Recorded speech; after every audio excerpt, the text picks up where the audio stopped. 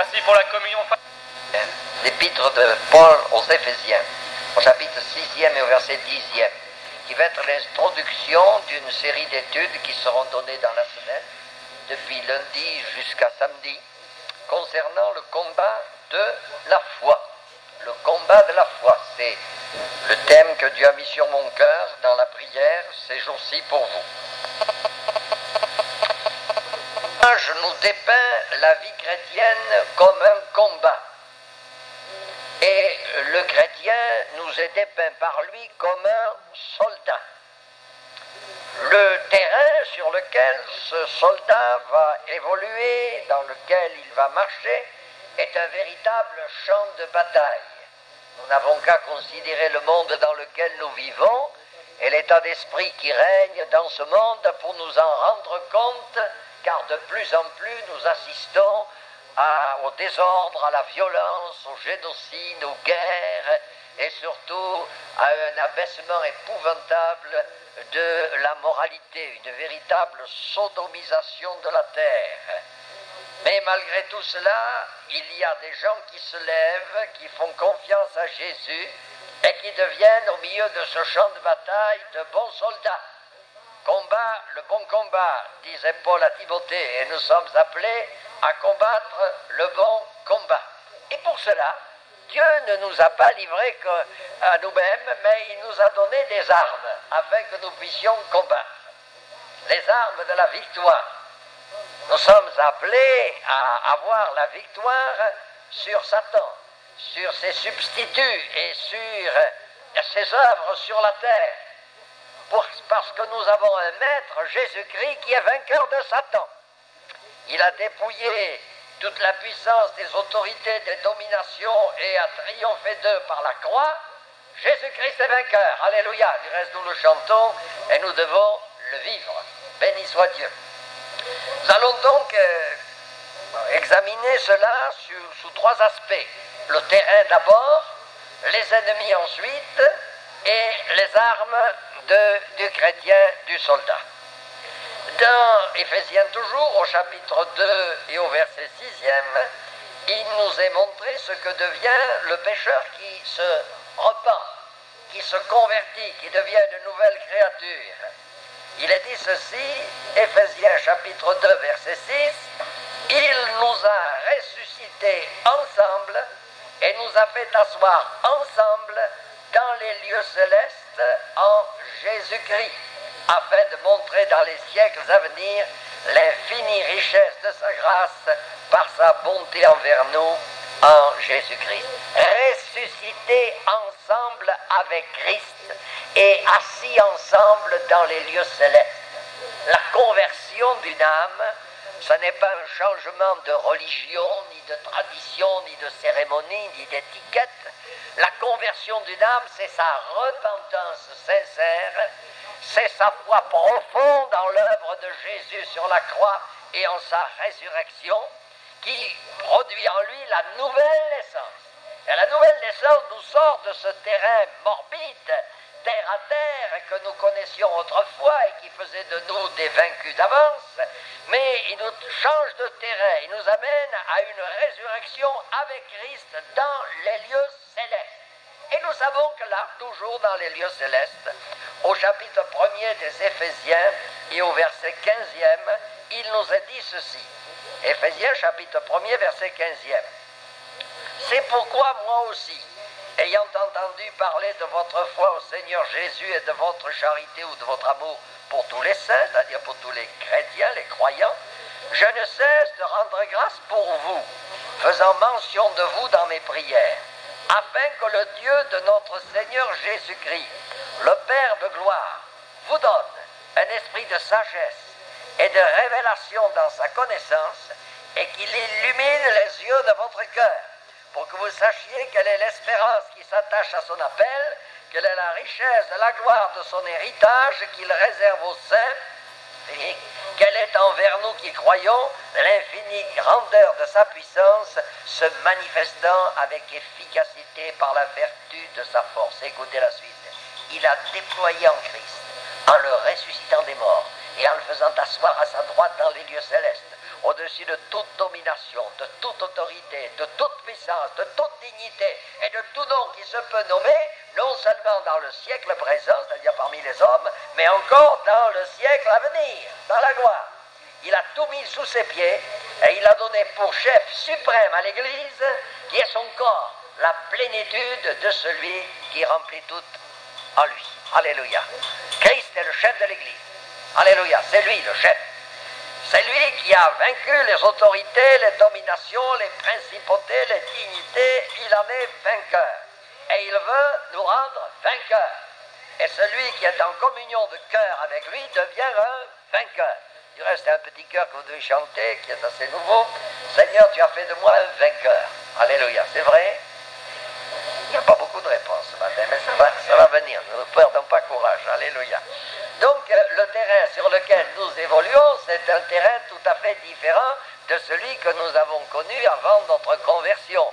Ce n'est pas le terrain de ce sol battu de cette terre, mais c'est le terrain des lieux célestes, où il y a là-haut une bataille qui s'engage entre les anges de Dieu, les puissances célestes et les autorités diaboliques. Mais ceci nous amène à un second point.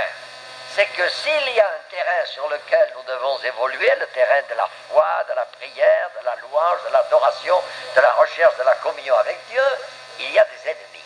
Et souvent nous nous trompons d'ennemis, nous nous trompons d'adversaires. Dans le chapitre 6 des Éphésiens, nous l'avons lu tout à l'heure, il nous est dit au verset 12 ces paroles, et c'est très important. Car nous n'avons pas à lutter contre la chair et le sang, mais contre les dominations, contre les autorités, contre les princes de ce monde de ténèbres, contre les esprits méchants dans les lieux célestes. Et voilà les ennemis. Ils sont dévoilés par la parole de Dieu. Ils sont révélés par l'Esprit de Dieu. La chair et le sang, ce sont les hommes. On n'a pas besoin de combattre contre des hommes, parce que dans le fond, l'être humain qui n'appartient pas au Seigneur Jésus, bien, il est victime de son péché. Il vit dans le péché, il est dans les ténèbres, il est sous la domination du diable. Il est sous la domination de Satan. Parce que je vous avertis, mes amis, si Dieu n'est pas dans la maison, il y a quelqu'un qui prend vite à sa place. C'est le diable, n'est-ce pas, qui conduit l'homme par la chair, qui le conduit par son péché, qui le conduit à faire le mal, à dire le mal. Alors, il ne faut pas se considérer cet être humain comme un ennemi. Il faut le considérer comme une victime de l'adversaire, qui a besoin d'être délivré de ses péchés, qui a besoin de se convertir pour être sauvé, qui a besoin de changer de maître, qui a besoin de changer de vie, qui a besoin de devenir une nouvelle créature. Alléluia. Alors, ce n'est pas à des hommes que nous nous opposons, mais c'est à l'état d'esprit qui les anime. C'est à celui qui se cache derrière et qui tire les ficelles, qui fait bouger les gens dans le mauvais sens. À l'heure actuelle, le monde, il est ce qu'il est, il s'en va vers sa perdition, et nous en voyons les effets de plus en plus pervers chaque jour davantage. Si vous observez, vous vous rendez compte que toutes les prophéties de la Bible s'accomplissent sous nos yeux. Quelqu'un me disait, mais monsieur, est-ce que c'est vrai l'Apocalypse? Bien sûr que c'est vrai. C'est une révélation que le Seigneur Jésus a donnée à son serviteur, l'apôtre Jean, et qui nous l'a transmis. Vous savez, monsieur, c'est difficile, on n'y voit pas clair. J'ai dit, bien sûr, quand on n'est pas éclairé, c'est difficile. Mais quand on est éclairé, on y voit parfaitement clair. Et on s'aperçoit que dans ce livre, l'état dans lequel vit notre monde nous est dépeint. Mais il n'y a pas que l'Apocalypse. Les épîtres de Paul surabondent de renseignements sur la mentalité qui anime les hommes sur la terre dans les derniers jours. Une mentalité affreuse, épouvantable, abominable, et qui les pousse tous à faire le mal. Et derrière, eh bien, il y a le diable qui agit. Alors, je vais vous donner une référence biblique pour bien étayer votre enseignement là-dessus, qui se trouve dans le prophète Daniel. Dans le prophète Daniel, il y a des choses excellentes. Lisez-le, il y a de bonnes choses, ça vous fera du bien. Nous allons lire simplement quelques versets au chapitre 10e de Daniel. Nous lisons d'abord les versets 2 et 3. Daniel, chapitre 10, c'est juste après Ézéchiel. Ésaïe, Jérémie, Ézéchiel, Daniel, 4e grand prophète. Chapitre 10, verset 2. En ce temps-là, moi, Daniel, je fus 3 semaines dans le deuil. Je ne mangeai aucun mets délicat. Il n'entra ni viande ni vin dans ma bouche, et je ne moignis point jusqu'à ce que les 3 semaines furent accomplies. Donc 3 semaines de jeûne et de prière. Ensuite, vous passez au verset 12. où il y a une vision qui est donnée à Daniel, le prophète Daniel, et où un ange lui parle. Il me dit, Daniel, ne crains rien, car dès le premier jour où tu as eu à cœur de comprendre et de t'humilier devant ton Dieu, tes paroles ont été entendues, et c'est à cause de tes paroles que je viens. Le chef du royaume de Perse m'a résisté 21 jours, mais voici Michael, l'archange Michel, l'un des principaux chefs, est venu à mon secours, et je suis demeuré là auprès des rois de Perse. Donc il y avait un ange qui avait été envoyé par Dieu à l'égard du roi de Perse pour le garder, le soutenir, dont même les chefs de la terre ont une assistance divine. Ils ne sont pas toujours inspirés par le Saint-Esprit, il faut le reconnaître, mais cela, il y avait un secours qui leur était donné. Puis vous passez au verset 20. Il me dit, sais-tu pourquoi je suis venu vers toi? Maintenant, je m'en retourne pour combattre le chef de la Perse. C'est pas un homme qui va combattre, c'est contre une autorité démoniaque qui est là, une autorité diabolique. Et quand je partirai, voici le chef de Javan, voilà encore un autre qui arrive. Il viendra. Mais je veux te faire connaître ce qui est écrit dans le livre de la vérité. Personne ne m'aide contre cela, excepté Michael, votre chef. Donc nous nous rendons compte avec ces quelques lectures que nous venons de faire dans la parole de Dieu, qu'il y a un combat entre les anges de Dieu et les autorités, les dominations diaboliques. Et lorsque l'Esprit de Dieu conduit les chrétiens dans la prière, il permet à Dieu d'envoyer du secours, ce qui est arrivé parce que Daniel restait 21 jours dans le jeûne et la prière. Il y a eu une résistance en Perse qui a empêché cet ange de passer à porter la révélation. Mais parce que Daniel a continué de jeûner et de prier, alors Michael, l'archange, est arrivé, il a aidé l'ange Gabriel qui était là en train de combattre, et l'autorité démoniaque qui était là est partie, et l'issue du combat, ça a été la victoire. Alléluia. Donc il faut réaliser que lorsque nous nous mettons en prière, lorsque nous nous tenons devant Dieu et que nous le faisons avec persévérance, nous permettons au Seigneur d'agir sur la terre. Alléluia. Et de chasser les forces du mal. Vous savez que derrière toutes ces choses perverses que nous voyons, cette perte des bornes de la justice, cette perte de l'honnêteté, de la droiture, de la pureté, ces désordres qui règnent, il y a des puissances de ténèbres qui se manifestent. Et sur notre ciel de France, il y a beaucoup de puissances ténébreuses qui agissent. Et nous avons besoin de nous lever dans la prière. Et je profite de ce que j'ai là devant moi, des frères, des sœurs, des croyants, des hommes, des femmes qui aiment le Seigneur et qui se réunissent pour s'édifier, pour leur dire, mes frères et sœurs, demandez à Dieu de vous communiquer un esprit de prière, un esprit de combat spirituel. Il y en a qui disent, oh mais vous savez, je suis si seul. Moi aussi, je suis seul. Mon épouse et moi, nous habitons dans la campagne, à des dizaines de kilomètres d'écart des lieux de culte. Nous sommes à 42 kilomètres de notre église, mais ça n'empêche pas que tous les jours, nous nous tenons devant Dieu, dans la prière. Nous prions seuls, après nous prions ensemble, nous combattons ensemble. Alléluia. Et nous prions pour ce pays de France qui en a tellement besoin. Amen. Et nous devons continuer de combattre dans la prière afin que l'Esprit de Dieu agisse sur cette terre. Oui, les ennemis à combattre ne sont pas des hommes, mais c'est des puissances de ténèbres qui agissent derrière. Et si nous combattons avec persévérance, nous permettrons à Dieu d'agir par sa puissance. Il enverra le secours et il donnera la victoire. Souvent, je pose des questions à des personnes qui viennent d'assez loin. On dit, ça va bien dans votre région? C'est, oh frère, c'est si difficile, si dur. Il y a de l'opposition partout. Eh bien, s'il y a de l'opposition, c'est qu'il y a un combat à mener. Alors, ne perdez pas courage, mais mettez-vous dans la prière et tenez-vous devant Dieu. Si vous êtes assez nombreux pour arriver à combattre, vous aurez la victoire. Alléluia. Parce que ceux qui persévèrent héritent des promesses. Alléluia. C'est quelque chose de très, très, très important. Maintenant, nous allons passer aux armes. Vous avez vu le terrain, vous avez vu les ennemis. Je simplifie, n'est-ce pas, pour que tout le monde comprenne bien. Nous allons donc maintenant voir le soldat lui-même et les armes que Dieu lui a données. Job, notre célèbre ami Job, disait au chapitre 7 de son livre et au verset 1er, le sort de l'homme sur la terre est celui d'un soldat. Amen. Quand je me suis converti à Jésus-Christ il y a 48 ans passés, eh bien, mes amis, je suis devenu un soldat de Jésus-Christ. c'était un miracle. Parce que du fait, n'est-ce pas, que dans ma jeunesse, j'ai eu de gros problèmes à cause de la guerre et des gros problèmes dans ma santé, j'ai été exempté du service militaire. Je n'ai jamais combattu dans les armées humaines. Mais cependant, quand je me suis converti à Jésus-Christ, je suis devenu un soldat de Jésus-Christ. Ah, mais c'est qu'un soldat de Jésus-Christ n'a rien à voir avec les soldats des hommes. Les soldats des hommes, ils ont des armes, ils tuent tout, ils détruisent tout, etc. Ils se défendent, ils se trucident entre eux, c'est épouvantable. Ils écrasent tout, ils démolissent tout, ils envoient des bombes, enfin, c'est épouvantable. Mais non, c'est pas du tout cela. Un soldat de Jésus-Christ, il a des armes spirituelles, alléluia.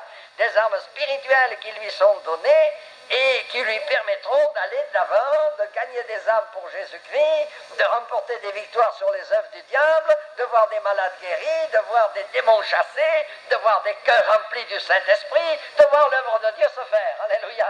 Voyez bien qu'en 48 ans de connaissance du Seigneur Jésus, en plus de 47 ans de service pour le Seigneur, nous avons vu cette parole s'accomplir. Gloire à Dieu. C'est vrai, le sort de l'homme sur la terre est semblable à celui d'un soldat, mais quand nous avons fait notre lecture d'introduction tout à l'heure dans les Éphésiens au chapitre 6e et à partir du verset 10, nous avons appris qu'il y avait des armes. Quand on recrute des soldats, on les fait passer dans un certain endroit appelé l'intendance, et là on leur remet l'équipement complet, on leur remet les armes. Et c'est ce que Dieu a fait quand nous nous sommes convertis, il nous a remis des armes. Et ces armes nous sont dépeintes entre le verset 13e et le verset 20e de notre texte, et nous allons nous y arrêter quelque temps pour terminer. Il y a dans ces armes qui sont énumérées par l'apôtre Paul deux sortes d'armes. Il y a l'armement qui est défensif et il y a l'armement qui est offensif. Les armes défensives nous sont expliquées, nous allons les voir les unes après les autres, et après nous aurons les armes offensives. Donc les armes défensives nous parlent de certaines choses. Par exemple, il nous est dit d'abord, ayez à vos reins la vérité pour ceinture. Verset 14. Ayez à vos reins la vérité pour ceinture. Qu'est-ce que la vérité? Un homme célèbre a posé la question à Jésus. C'était Pilate. Il a dit, qu'est-ce que la vérité? Le pauvre homme, il ne connaissait que le mensonge. Comment voulez-vous qu'il sache ce qu'était la vérité, n'est-ce pas? Et notre siècle est bien comme ça aujourd'hui. On ne connaît que le mensonge. On nous ment de partout, de tous les côtés, de long, de large, de travers, dans tous les médias, etc. C'est épouvantable. Mais si, dans le royaume des hommes, c'est le mensonge qui règne, dans le royaume de Dieu, c'est la vérité qui prévaut. Et Jésus, en prière, dans le chapitre 17e de l'évangile de Jean, a dit, sanctifie-les par ta vérité, ta parole est la vérité. Amen. Ta parole est la vérité. J'ai dit cela il y a quelques semaines, de cela peut-être 2 mois environ, devant un rassemblement de prédicateurs de tous horizons et azimuts, et ça a fait la révolution. Quand j'ai dit que la Bible était la parole de Dieu, ils ont commencé à crier au secours, ils m'ont traité de bibliolâtre, ils m'ont dit votre Dieu c'est du papier, etc. Je dis non, mon Dieu il est puissant, il sauve, il n'a pas changé, mais sa parole est la vérité. Alléluia. Et oui mes amis, c'est là ce qui fait la détresse de notre pays de France. Quand pendant des siècles on nourrit les gens de mensonges, il ne faut pas s'étonner s'ils ne croient plus à rien aujourd'hui.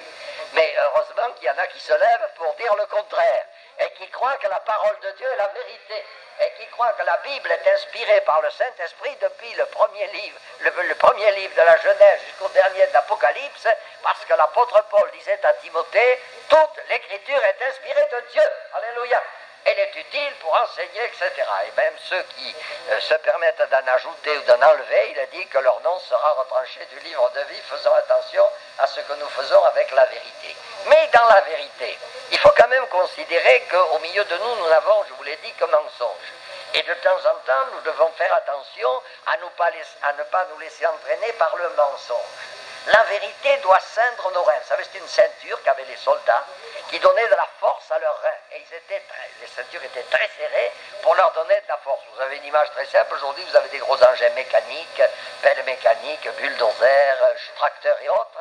Les conducteurs ont une ceinture, une très grosse ceinture qui tient leurs reins debout et la colonne vertébrale en même temps, de façon à ce que quand ça fait boum boum, ça ne les atteigne pas, n'est-ce pas? Ils soient solides, ils soient tenus debout. Eh bien, quand la vérité, c'est-à-dire la parole de Dieu, est en nous, elle nous rend forts. Alléluia. Elle nous donne de la force, de dans le combat. Ce qui fait la force du combattant, c'est la parole dans laquelle il a cru, dans laquelle il se confie et qu'il annonce et proclame en tout lieu. Alléluia. Ta parole est la vérité, sanctifie-les par ta vérité. Amen. Dieu veut que nous marchions dans la vérité. Donc, pas de compromis avec le mensonge, pas de compromis avec l'injustice. Ayons la vérité pour ceinture. La deuxième partie de l'armement, c'est la cuirasse de la justice. Toujours verset 14. Revêtez la cuirasse de la justice. C'est un soldat romain qui vous est dépeint là. Quand il avait mis la ceinture, il mettait la cuirasse sur lui. La cuirasse, c'était du métal qui le protégeait contre les flèches qui allaient être lancées, qui le protégeait contre les coups d'épée, les coups de lance, etc. Ça protégeait tout le haut de son corps, tout son tronc était gardé sous cette cuirasse. Or, la cuirasse de la justice est importante. Vous savez que dans la Bible, à la fin du prophète Ésaïe, il a dit ceci: toute notre justice est comme un vêtement souillé. Ce n'est pas la justice de l'homme dont il est parlé là, c'est la justice de Dieu. Et n'oubliez jamais que dans la première aux Corinthiens, au chapitre 1er, au verset 30, il est dit que Jésus a été fait pour nous sagesse, justice, sanctification et rédemption. On le chantait dans le temps. Jésus-Christ est ma justice. Vous l'avez jamais chanté ça? Jésus-Christ est ma sagesse, Jésus-Christ est ma justice. Il est ma justice. Pourquoi? Parce que j'ai cru en lui. Et dans la mesure où non seulement nous croyons en lui, mais où nous nous revêtons de sa justice, la justice de Dieu par la foi en Jésus-Christ, notre Sauveur, cette justice qui est parfaite, parce que ce qui est juste a été accompli par Jésus depuis le premier jour où il entre dans son service public et où il dit à Jean le baptiseur, il lui dit: laisse faire, car il faut que nous accomplissions tout ce qui est juste. Amen. Jésus était venu pour accomplir ce qui est juste. Et jusqu'au moment où il va mourir sur la croix, où il va donner sa vie pour notre salut et ensuite ressusciter des morts, nous avons là la justice de Dieu qui se manifeste. Jésus-Christ est juste. Il accomplit parfaitement la justice divine et cette justice, elle nous est imputée par la foi en son nom. Quand nous sommes convertis, nous sommes repentis, nous avons cru, alors parce que nous avons fait confiance au Seigneur Jésus, nous avons été justifiés, ce qui fait dire à Paul au chapitre 5 des Romains au verset 1er, étant donc justifiés par la foi, nous avons la paix avec Dieu par notre Seigneur Jésus-Christ. C'est Jésus-Christ notre justice. Alléluia. Celui qui justifie, c'est pas nous, hein? N'essayons jamais de nous justifier, mais laissons le soin au Seigneur de le faire. Et croyez-moi, quand on lui fait confiance, il le fait à merveille, dans la mesure où nous lui faisons confiance. Donc, c'est cette justice de Jésus qui doit nous revêtir. Ayant été baptisés en Jésus-Christ, disait aussi l'apôtre Paul, revêtez-vous du Seigneur Jésus, c'est-à-dire de son œuvre parfaite, de son œuvre sur la croix. Voilà notre justice. Aujourd'hui, on veut des étiquettes partout. Qu'est-ce que vous êtes? De quelle église? De quelle dénomination? Ceci, cela. Moi, je suis de Jésus-Christ. Je ne sais pas vous autres ce que vous en pensez. Moi, je suis de Jésus-Christ. Alléluia. Ça fait 48 ans que je suis de Jésus-Christ. Amen. Amen. Alléluia. Pas une étiquette qui sort ni une pratique religieuse, ni des cérémonies. Celui qui est le Sauveur, c'est Jésus-Christ. Rien que son nom l'indique. Yeshua, en hébreu, Jésus, ça veut dire Dieu Sauveur. Quand j'ai rencontré Jésus, j'ai rencontré Dieu. Il m'a fait connaître le Père. Celui qui m'a vu avait le Père. Ne crois-tu pas que le Père est en moi, que je suis dans le Père? C'est lui qui l'a dit, alléluia. J'ai connu Dieu quand j'ai connu Jésus. Et il est devenu ma justice. Sa justice m'a été imputée par la foi. Et quand Dieu me regarde, il ne voit plus le pauvre misérable que je suis, mais il voit son Fils Jésus-Christ dans ma vie. Et c'est à cause de cela qu'il peut agir, et qu'il peut bénir, et qu'il peut sauver. Troisième aspect de l'armement, nous passons à de bonnes chaussures. Il faut aller chez le cordonnier maintenant, n'est-ce pas? Nous allons passer un peu plus loin. Mettez verset 14, la fin du verset 14, ou le début du verset 15. Mettez pour chaussure à vos pieds le zèle que donne l'évangile de paix. Je vous avertis, vous ne trouverez ces chaussures nulle part dans le monde. Ni chez les meilleurs chausseurs du monde, vous ne les trouverez pas. Parce que d'abord, en lisant ma Bible attentivement, j'apprends un tas de choses. Par exemple, j'apprends que lorsque Dieu s'occupe des gens, il les protège bien.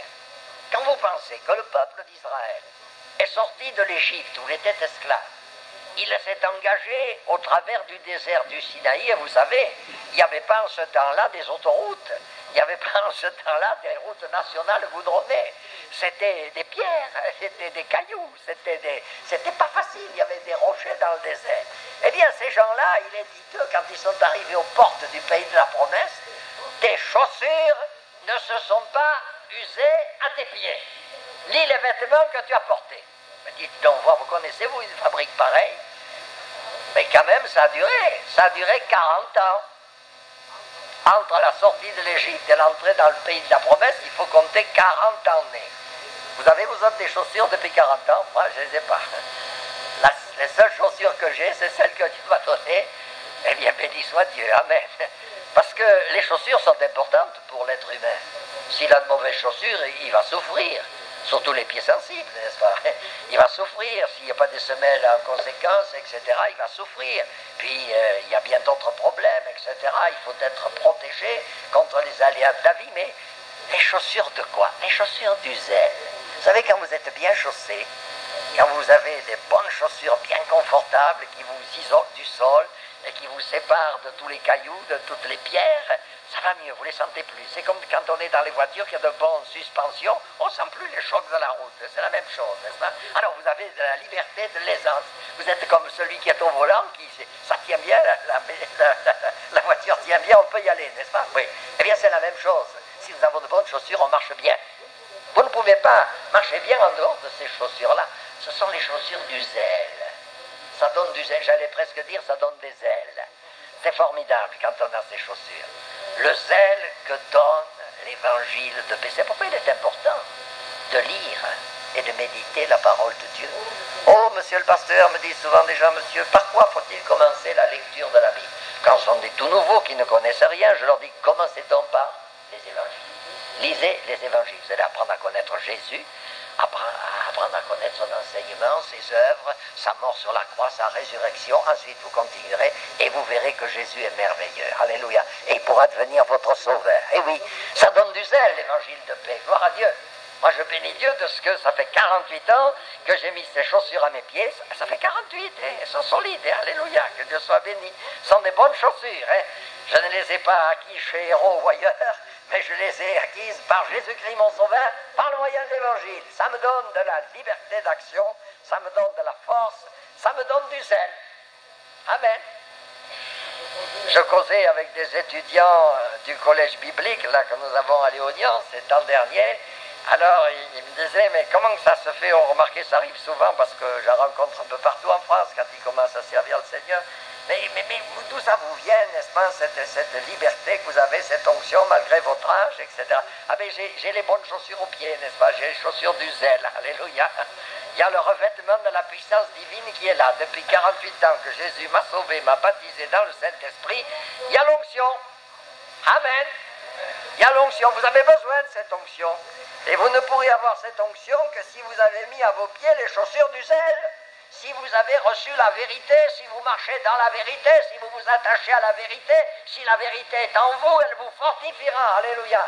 Et ça fera des gens capables d'aller jusqu'au bout. Vous savez, chez nous, on est des jusqu'au boutistes. On va jusqu'au bout.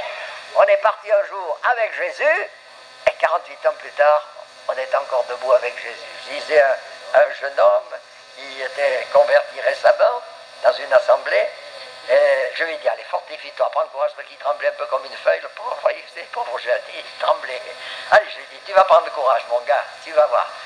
Je vais te dire quelque chose. Tu sais depuis combien de temps je suis au Seigneur? Il me dit, non, monsieur Marcadier. Mais je dis, ça fait 48 ans. Ah! Et bien, je dis, est-ce que je fléchis? Est-ce que je tremble comme toi? Ah, il me dit, non, vous, au contraire, vous avez du courage. Mais je dis, fais donc comme moi. Place à toute ta confiance dans le Seigneur Jésus, il agira. Remets ton sort à l'Éternel. Place en lui ta confiance et il agira. Que Dieu soit béni. Chaussure du zèle. Amen. Maintenant, on va plus loin. On arrive, j'ai un peu dépassé l'horaire, mais enfin, vous êtes bon, vous êtes gentil. Le bouclier de la foi, c'est la 4e arme qui arrive là, n'est-ce pas? Il nous est dit dans le verset 16e, prenez par-dessus tout cela le bouclier de la foi, avec lequel vous pourrez éteindre tous les traits enflammés du malin. Vous ne les voyez peut-être pas, les traits, mais vous les sentez quelquefois. Vous savez, vous avez des gens comme ça qui vous envoient des flèches. Des petites flèches par-ci, par-là. Allez, attrape-toi ça en passant dans les pieds. Prends-toi ça. Alors, des sous-entendus, malhonnêtes, des quiproquos, des réflexions malsaines, des attaques sournoises. connu une dame, je peux en parler aujourd'hui parce qu'elle est partie avec le Seigneur. Elle avait un passé religieux qui était un peu compliqué, la pauvre, et alors elle avait un nom particulier. Elle s'appelait Flèche. Ah, tout le monde ne s'appelle pas Flèche, elle s'appelait Flèche. Et cette brave dame, n'est-ce pas, ou plutôt demoiselle, c'est une demoiselle prolongée, elle n'était pas très commode. Alors il fallait qu'on ait beaucoup de patience à son égard. Mon épouse et moi, on l'aimait beaucoup, on l'entourait, on l'amenait. On a suivi le prédécesseur qui en avait fait autant, on l'amenait dans les réunions. Et alors, un jour, j'étais au volant de ma voiture et je l'amenais à une réunion. C'était dans le sud-ouest de la France. Et voilà qu'elle a commencé à faire une scène de jalousie au Seigneur Jésus. Elle dit, pourquoi ne me baptise pas du Saint-Esprit? Et pourquoi ne me baptise pas du Saint-Esprit? Et pourquoi t'as demandé que je ne l'ai pas reçu? Mais elle me dit, mais s'il ne veut pas me le donner, qu'il se le garde. Juste à ce moment-là, nous arrivons à la porte de la salle, au parking, je donne un coup de frein, j'arrête, je me tourne, j'ai dit, et c'est ce qu'il fait?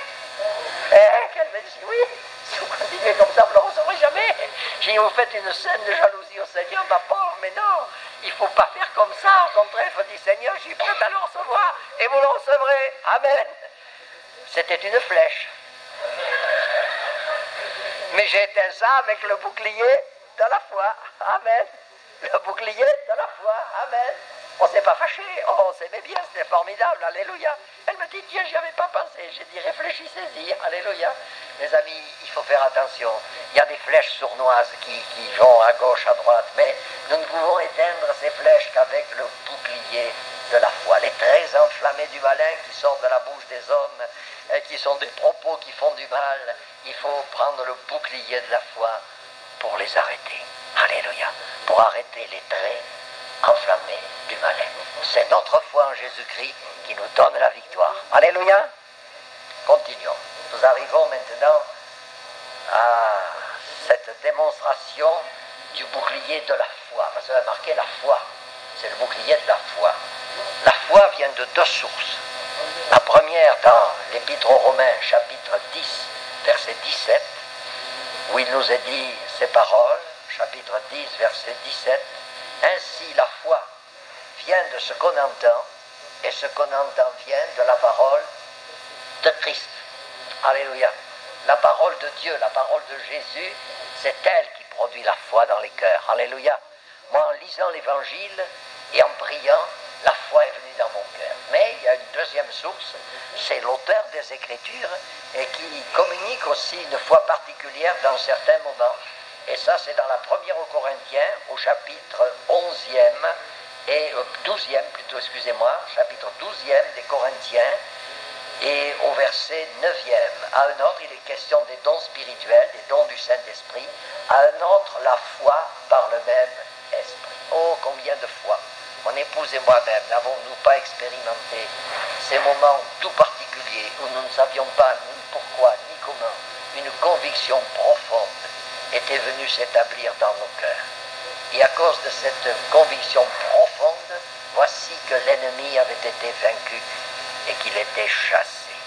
Nous avons failli perdre un de nos enfants dans le cours de notre ministère. Il avait pas tout à fait 3 ans, il était aux portes de la mort, totalement déshydraté. Comme nous n'avions absolument aucun organisme social pour nous couvrir quand nous étions en Algérie, eh bien mes amis, c'est Jésus qui a été notre libérateur.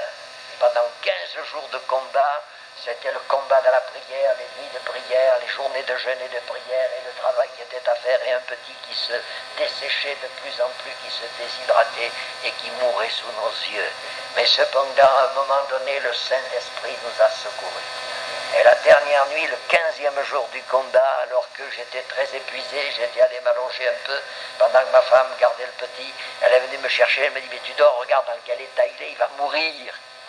Ça m'a fait l'effet, vous savez, d'un coup de fouet. Je me suis levé. Ah, nous sommes remis en prière. Pendant 2 heures, c'était dur, c'était dur. Il semblait qu'entre 11h et 1h du matin, la prière ne montait pas plus haut que le plafond. Mais tout d'un coup, l'Esprit de Dieu est venu à notre secours.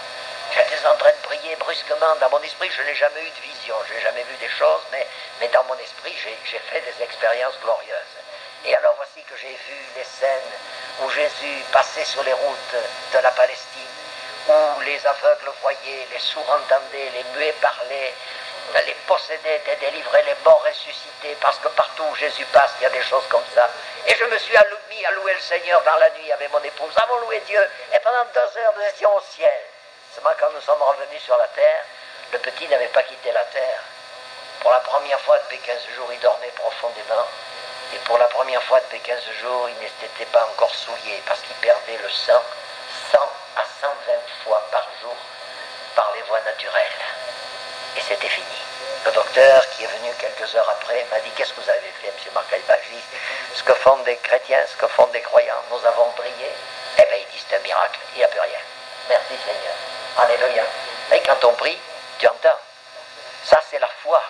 C'est le bouclier de la foi. La foi qui vient de Dieu par sa parole, mais la foi qui vient de Dieu par le Saint-Esprit. Ça, vous ne pouvez pas le provoquer.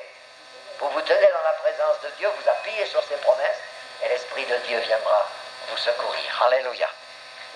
Donc, cultivons cela, et permettons à l'Esprit de Dieu, à la parole de Dieu, de faire cette œuvre dans nos cœurs.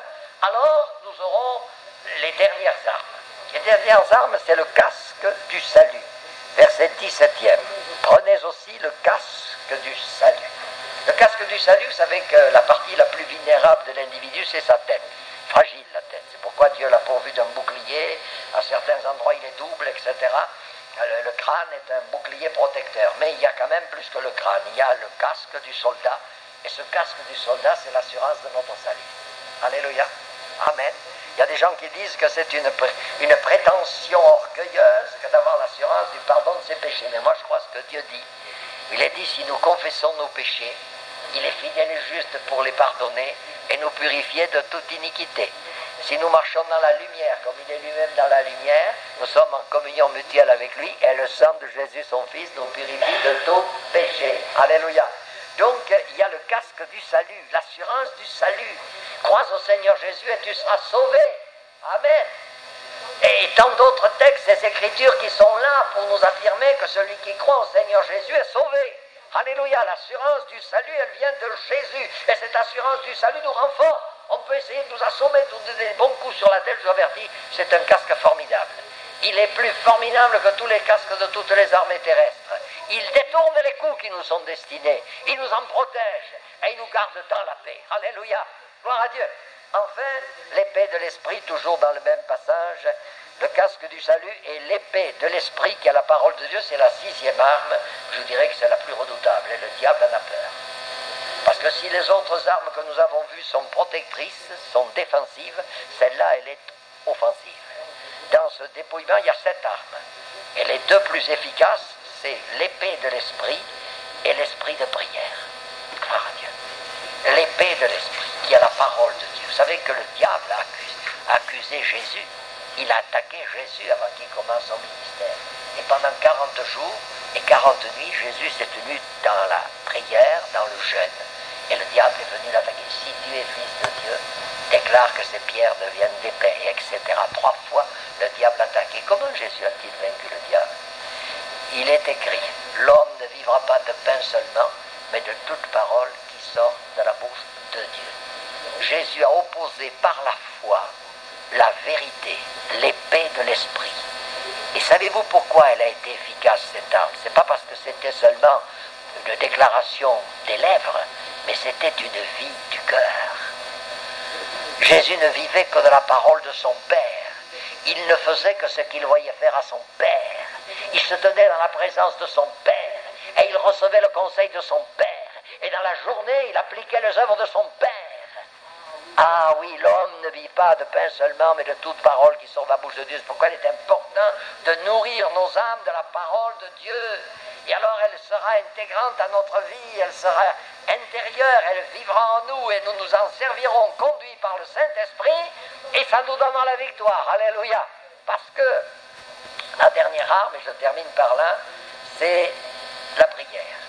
Il y en a 6 qui sont nommés, mais la 7e, c'est l'arme excellente. Faites en tout temps par l'Esprit toutes sortes de prières, de supplications, veillez cela avec une entière persévérance, priez pour tous les saints, priez pour moi, etc. L'esprit de prière est capital. Aujourd'hui, l'esprit de prière se perd. Mais nous faisons tout pour le faire repartir, partout où je vais. Et je fais le tour de France un peu, je vais dans le nord, l'est, le sud-est, le sud, le sud-ouest, l'ouest, tout. Je tourne dans toute la France, je vais un peu partout où on m'invite. Je dis, Seigneur, ouvre-moi la porte. Moi, je n'ai aucune organisation qui me soutienne. je ne dépends d'aucune institution religieuse de quoi que ce soit. J'ai ma carte de pasteur, ça me suffit, mais j'ai surtout d'abord là-haut dans le ciel un Dieu qui m'a appelé. Alléluia. C'est beaucoup plus que ma carte de pasteur. Et alors avec cela, je me tiens à la disposition de Dieu, je dis Seigneur, envoie-moi là où tu veux. Et partout où je passe, je prêche sur la prière. Car la prière, c'est une arme aussi très efficace. Et elle peut, cette vie de prière, permettre à l'Esprit de Dieu d'agir dans nos cœurs. Parce que celui qui ne prie pas, il ne peut pas être rempli du Saint-Esprit. Mais celui qui prie peut être rempli du Saint-Esprit. Et alors, l'épée de l'Esprit peut lui être donnée. Et le Saint-Esprit va prendre la vérité, nous la rappeler au bon moment, de telle manière que ça va nous donner la victoire sur l'ennemi de nos âmes. Alléluia. Les démons fuiront. Les œuvres du diable seront détruites et le nom du Seigneur sera glorifié. Partout où il y a l'esprit de prière, eh bien, j'ai remarqué qu'il y a l'œuvre de l'Esprit. Il y a la liberté. C'est formidable. Je le sais très bien. Je n'ai pas besoin de demander à mes collègues, on prie ici ou on ne prie pas. Je le sais tout de suite. Dès que j'ouvre la bouche, je suis soutenu par le Saint-Esprit. Je dis merci Seigneur, alléluia. Il y a des gens qui prient par là. Amen. J'ai fait le mois dernier 3 petits jours là, dans le château de l'ITB, pour un séminaire. Eh bien, mes amis, j'ai été soutenu. Qu'est-ce que vous voulez, ces jeunes gens, ils se levaient pour heure le matin, de 6h15 à 7h30, ils combattaient dans la prière. À 9h, ils reprenaient, après le déjeuner, ils reprenaient l'offensive, et c'était pendant 1 heure encore culte et prière, une méditation et la prière. Le soir, avant de se coucher, encore 1 heure. Ah, ben je vous en dis, c'est des gens qui prient, ces gens-là. Alléluia, amen.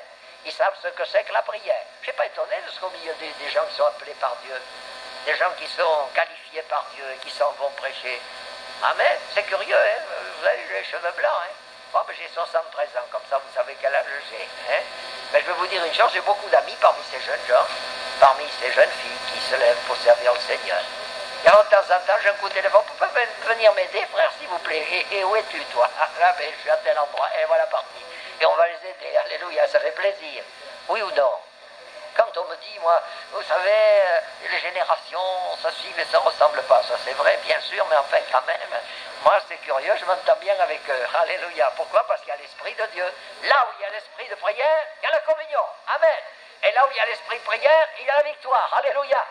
Même dans les terrains les plus durs, les plus rebelles, il y a la victoire. Alors mes amis, faisons une chose, soyons spirituels. Tenons-nous devant Dieu dans la prière, et l'Esprit de Dieu agira. Amen.